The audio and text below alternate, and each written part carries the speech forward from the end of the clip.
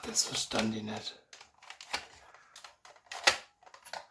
Das Gott, das ist nicht weit genug zurück, dass das gar nicht hätte.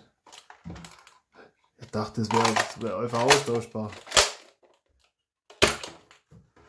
Aber da ist es ja im Originalzustand deutlich besser gewesen. Also da brauchen wir die Messwerte gar nicht anschauen. Aber also ein Mittelwert von 13,7, das ist es.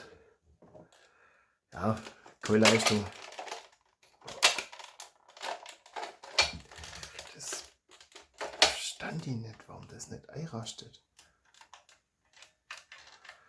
Das verstand ich nicht.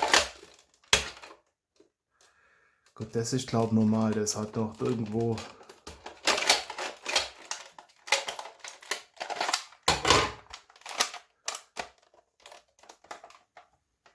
Das ist jetzt halt auch. Das ist scheiße.